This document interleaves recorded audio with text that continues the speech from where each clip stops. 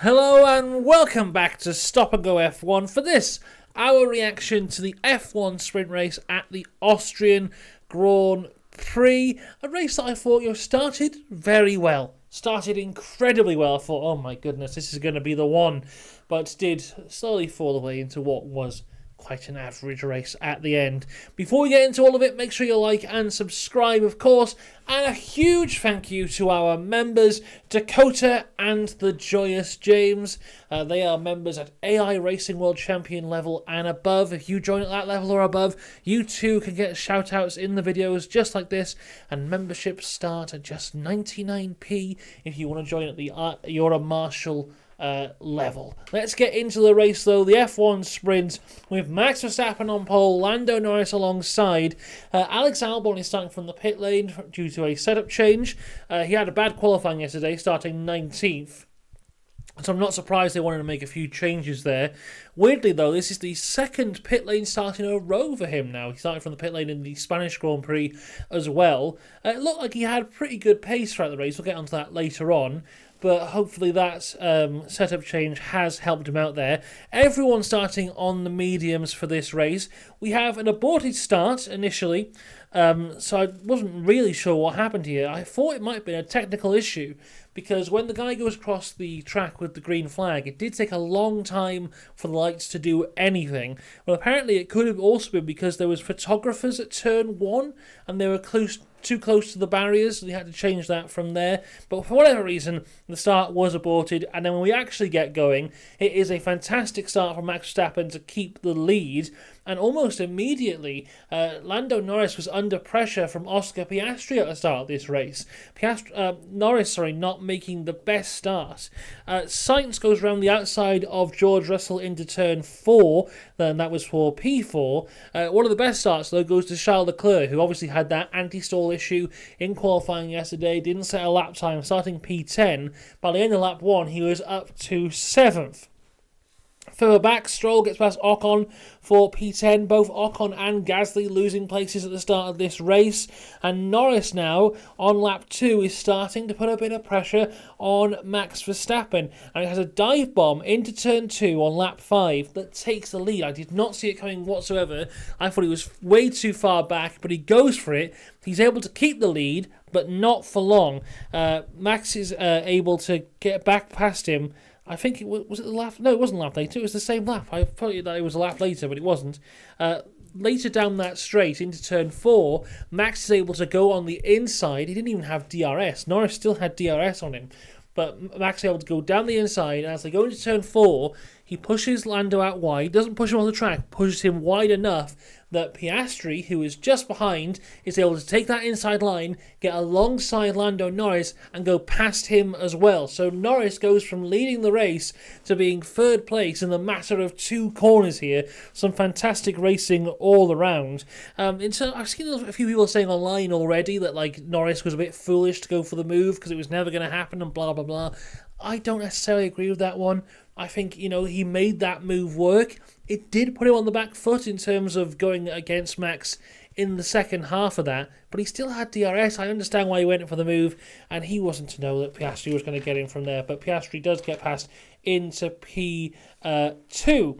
But this fight here, I thought, wow, this is really heating up. These 3 guys are fighting it out, and because they were so head-to-head across that lap, it meant that the cars further back, your likes of your Sainz, your Hamiltons, your George Russell, or Russell and Hamilton, they were that way around, they were then on the back of this battle as well. So at one point in this race, you had about 6 cars all within a second of each other who could have realistically been on the podium.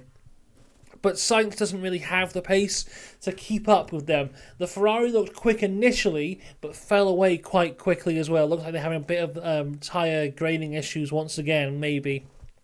So Sainz falls back.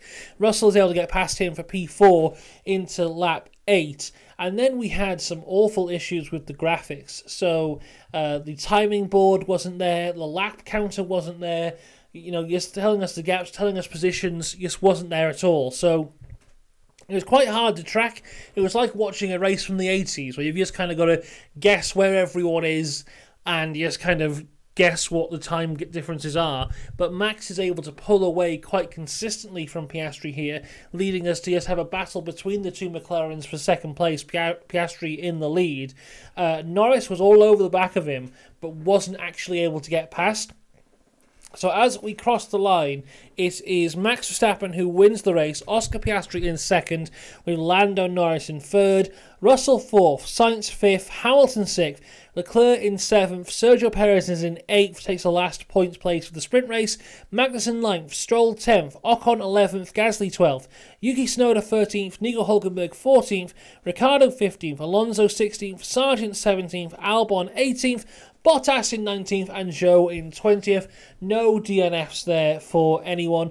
In terms of people, standing out doing quite well, you got to obviously give props to Piastri for taking it to Lando Norris. I have been kind of harsh on him recently. I don't think he has been as impressive as he was last year, but this race for him is possibly his best race of the year so far, unless I'm forgetting something drastic. But yeah, looking forward to seeing what he can do in qualifying later and the race tomorrow. Leclerc has a good recovery. Perez was just massively off the pace.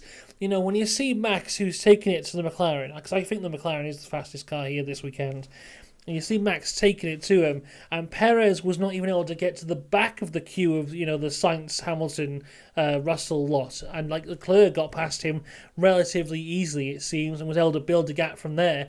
Perez just nowhere near that top 7, which was quite disappointing to see. Magnussen had a fantastic race there, finishing in 9th. Very much the Haas thing at the minute, to have a great drive and get no points for it, because he's just missed out there, but great stuff from him. Stroll, I think, has to be celebrated as well. Another pointless race here, because he finishes 10th, and the points only go to the top 8. But Stroll did very well to finish in 10th, whilst Alonso was finishing in 16th. Now, there was that thing towards the end of the race, where Hulkenberg goes for the dive bomb on Alonso, and it kind of pushes them out wide, and he loses the place not just to Hulkenberg, but also to Ricciardo, so he loses 2 places there. But even if he had those 2 places, he would only be 14th in comparison to Stroll's 10th. So really bad sprint race for Fernando Alonso, and for Aston in general. Well, not necessarily Aston John, because Stroll did well, but yeah, Aston is continuing to not look great at the minute. Alonso especially struggling this weekend so far. But overall, an okay sprint race, which I think sets us up for quite a fun one tomorrow. Qualifying, of course, will come up later on today. We'll have a video on that after it happens. Then tomorrow we'll have all the coverage of the main race, as well as everything F2 and F3.